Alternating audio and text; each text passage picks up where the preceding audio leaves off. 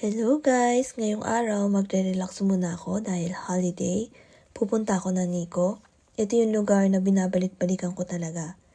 Medyo malayo siya kaya aabutin ng mga ilang oras ang biyahe. Pero dahil halos karamihan naman umuwi ng probinsya para i-celebrate ang New Year, kaya ine-expect ko na medyo smooth ang magiging biyahe ngayong araw na to papuntang Nico. Medyo mas snow na nga dito sa Nico kasi nga ganitong buwan talagang taglamig na kaya may expect ninyo talagang may snow na. Medyo malapit na rin ako sa lugar na tutuluyan ko. Kaya naman susulitin ko yung araw na to kasi isang araw lang ako mag-stay dito. Kaya ipapakita ko sa inyo yung lugar na pagtutuluyan ko. At ito na nga guys, ito yung tutuluyan ko ng isang araw dito sa Nico. Ito naman yung kanilang lobby. Ito yung tinatawag nila na traditional Japanese inn. Ganito yung itsura niyan guys. Sa kanilang lobby. At syempre ito yung kanilang kwarto. Tingnan nyo naman yung view. Napakaganda ng view na makikita ninyo ang lake talaga. At syempre guys, nagpalit na ako agad ng pang-ufuro. Didiretso na ako para makapag-ofuro at ito naman talaga kasi yung dinayo ko dito talaga guys. At syempre papakita ko yung itsura niyan sa loob. Ito yung itsura ng ofuro nila or onsen nila na maliit lang siya pero marirelax ka talaga.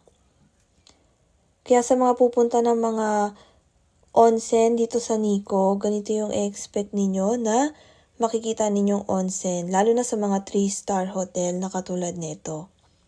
Maliit lang siya, pero marirelax ka talaga. Kompleto naman na yung kanilang shampoo, conditioner, body soap. At yan, ayan yung kanilang maliit na ufuro or onsen nila dito. At sa labas, meron silang upuan na pwede mong upuan para ma-relax ka naman. Ako naman, after ko mag-ufuro, talagang inupuan ko yan para ma-feel ko naman yung pag-relax natin dito after natin mag-ufuro. Talagang maganda naman dito guys, talagang ma-relax kayo. Maliit lang siya pero maganda naman siya. Pakita ko lang sa inyo ulit yung ufuro nila, ayan, yung onsen. After ko naman mag-ufuro or onsen, babalik naman ako sa kwarto para magbihis dahil lalabas muna ako saglit para makapaglakad-lakad sa labas. Ang lamig na rin dito ng ganitong oras at madilim na din. Kaya babalik din ako agad sa tinutuluyan kong lugar. Bukas na lang ako maglalakad-lakad sa labas. Super lapit lang din kasi ng tinuluyan ko sa lake at sikat na Kegon Falls. Pag ganitong oras, wala na pala mga tao sa labas. Parang ako na lang yung tao dito sa labas. Pero lalakad tayo ng onte guys para maipakita ko naman sa inyo kung ano yung madadatnan yung view dito. Late na kasi ako dumating dito sa tutuluyan ko na lugar. Kaya bago mag-dinner, lumabas muna ako para makita ko yung view. Ma-feel ko naman yung view dito sa labas ng onsen. Napakaganda dito guys. Kaso pag ganitong oras, hindi mo na masyadong makakakuha ng magandang picture. Kaya tawid lang tayo sa kabila para makita ninyo yung view ng lake. Yung mga bundok, meron din dyan. Talaga marirelax ka pagka pumunta ka dito sa Nico. Pero pag ganitong oras, parang wala na talagang tao dito sa labas. Kaya bumalik na din ako sa tinutuluyan ko. At syempre, ito ang pinaka-paboritong part ko, ang pagkain. Ganito ba naman kasi ang isuserve sa'yo? Hindi ka ba talaga mabubusog? Super sarap ng dinner nila dito guys. Talagang super sulit ng ibabayad ninyo kasi dinner pa lang talagang mabubusog ka na. Samahan pa ba naman ng napakasarap na napakalambot na steak nila? At syempre meron din silang dessert na napakasarap. Kaya naman after nito ang sarap talaga ng tulog ko guys. At ito na nga pagising ko, ito pa ang bumungad sa akin na view sa labas. Ang ganda ng lake at ang tahimik. Kaya excited na ako lumabas para makapaglakad-lakad naman tayo. Medyo may snow, malamig na kasi dito. Ang ganda ng lugar talaga dito, marirelax ka talaga At ang mga bundok, ang ganda-gandang pagmasdan. Sakto ang tinuluyan ko. Super lapit dito ng lake. At syempre, ang Kegong Falls na sikat na sikat. Parang ako pa nga lang ang tao dito sa labas, kaya picture-picture at video-video muna ako para may ipakita ko sa inyo. Kaya naman sa mga nagbabalak pumunta dito sa Nico, huwag kalimutan ang spot na to. Puntahan nyo to, dayuhin ninyo kasi talaga marirelax kayo. Makita nyo pa lang ang mga bundok, ang lake. Talaga namang napakaganda ng lugar dito sa Nico na pinuntahan ko din. Kaya wag na wag nyong kakalimutan dayuhin ang lugar na ito. Talaga marirelax kayo. Bukod dito sa pinuntahan ko na spot na to, marami pa talagang iba't ibang mga lugar na sikat dito sa Nico. Isa lang talaga tong napuntahan kong spot na to na talagang dinadayo ng mga tao. Kaya naman sa mga pupunta ng Nico, huwag kalimutang puntahan ang spot na to. Kasi maganda talaga ang lugar na to, sikat na sikat sa mga turistang katulad natin. Kaya naman ano pang hinihintay ngayong holiday season, puntahan nyo na to para ma-relax naman kayo katulad ko. Isang araw lang ang spend ko dito. Babalik na din ako ng city. Kaya naman sinusulit ko ang araw na to. Kasi alam niyo naman sa city, ibang-iba compare dito sa lugar na to. Talagang marirelax ka at ang daming mga pwede mo pang puntahan na lugar dito sa Nico. Isa lang talaga tong spot na to. Kaya naman, iikot ko kayo dito saglit bago ko pumunta o bumalik sa city. Kasi minsan lang talaga ako sa isang taon bumalik dito. Napakalayo din kasi neto. Pero sulit na sulit naman ang pupunta nyo dito. Kaya kayo na gustong pumunta ng Nico, huwag kalimutan, sabi ko nga, ang spot na to talagang marirelax kayo. Katulad ko, relax na relax talaga ako. Kaya naman pagbalik ng city, back to normal na tayo kasi alam niyo naman sa city, maingay, ayan, dito talagang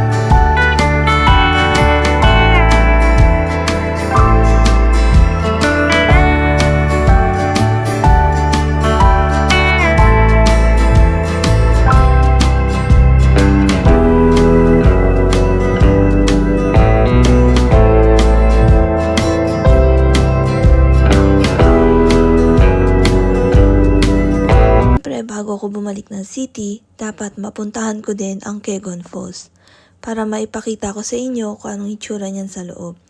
Pero actually guys, nakarating na ako dito sa Kegong Falls before, pero medyo matagal-tagal na rin yun. Tignan natin kung meron pagbabago sa loob. Ayan, papasok tayo dito sa may Kegong Falls. Bababa tayo sa ibaba niyan guys. Pakita ko muna sa inyo ang itsura niyan. Ayan, dito sa itaas. May mga pwede kayong pagbilhan dyan ng mga pagkain, mga omiyage or pasalubong, souvenir. Marami niyan dito. At syempre, ang ticket nga nila dito is only for 570 yen sa adult. Ayan, papasok na tayo sa loob. Bababa tayo sa ibaba niyan. So, habang nag-aantay tayo, dito tayo sa may elevator, no? Bababa tayo sa 90 meter. 1000とか9000とかわざと下ろしてたんだけど全部1000ご来場ありがとうございます。それで意味が分かったの今年こかられからエレベーターは岩盤の中使われるから100メートルを店で1分間に降りていきます。そうそう店ではあるだけある確かに言われてみればそうだし店ではお金そんな使わないからさ変更でこんなに下がるのなんか怖っすぐ下がるね水しぶきを上げて97メートルの高さを一気に流れる雄大な華厳の滝をご堪能ください。普通のエレベーターって何階ぐらいだろう私から見たのが俺の記憶にありますかすごいねこんなとここれ北がよくわかんないなそうなんだまもなく到着しでもます。いろは坂行った記憶はあるんだよそうなんだいってらっしゃいませ。大したことなかったね At nandito na nga tayo sa ibaba, guys. Super excited na ako ulit makita ang falls dito. Ayan, lakad-lakad muna tayo. Kasi bago makarating dun, meron pang medyo babang hagdan. Ayan, guys, excited na ako makita ang falls ulit dito. Ito yung tinatawag nila na Kegon Falls, guys. So, akit lang tayo sa taas, para makita ninyo yung magandang views. Madami na rin mga tao. At syempre, malamig na dito at meron na rin snow. At kung makikita ninyo, ayan guys, ayan ang Kegon Falls na sikat-sikat na sikat dito sa Nico. Marami nagpapapictures, video, katulad ko. Kaya naman guys, ayan, papasilip ko sa inyo at enjoy nyo ang Kegon Falls. So, napakaganda talaga ng Kegon Falls guys, kaya enjoy nyo ang video na to, no? Para makita ninyo.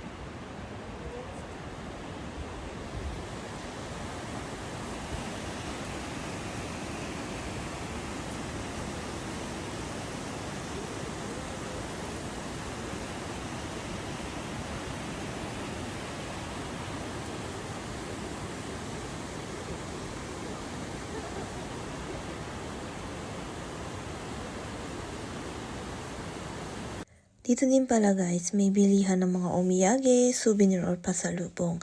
Kaya naman, nagtingin-tingin na din ako at baka sakali meron tayong magustuhan, bibilhin natin para meron tayong remembrance dito sa Nico. Kaya ikot-ikot muna ako sa loob. Maliit lang tong shop na to pero madami kang makikita mga souvenirs na pwede mong ipampasalubong sa mga kaibigan, kamag-anak, at syempre sa sarili mo. Kaya papasukin ko muna din ang loob. Marami kasi siyang mga magnet. Ayan. May mga medyas, iba't ibang klase ng mga pwede nyong i-souvenir or bilhin pang pasalubong sa mga kamag-anak, kaibigan ninyo. Kaya naman ikot-ikot tayo at tingin muna ako. Mahilig kasi ako sa mga magnet sa mga lugar na pinupuntahan ko. Ayan, napakamura niyan guys. Kaya naman kung kayo nandito, bumili na rin kayo. At syempre ako, ang nabili ko ay yung magnet. Bubuksan ko lang yung nabili natin para ipakita ko sa inyo kung ano yung nabili kong magnet. So, dalawa ang binili kong magnet. Ito yung Nico Kegon Falls at syempre yung sikat nila na Tochigi no Temple. At ayun na nga mga guys. Huwag niyong kalimutang bisitahin ang napakagandang Kegon Falls. At bukod dito, ang mga magagandang spot dito sa Nico. Kaya sa mga pupunta dito, enjoy niyo ang pagstay ninyo. Katulad ko. Kaya naman guys, ako ay babalik na ng city. Talagang sulit na sulit talaga ang pagstay ko dito sa Nico. At sana nagustuhan ninyo ang video ko. Sa mga susunod ulit, guys, antabayanan ninyo mga susunod nating mga download na videos. Kaya, Enjoy the holidays, guys!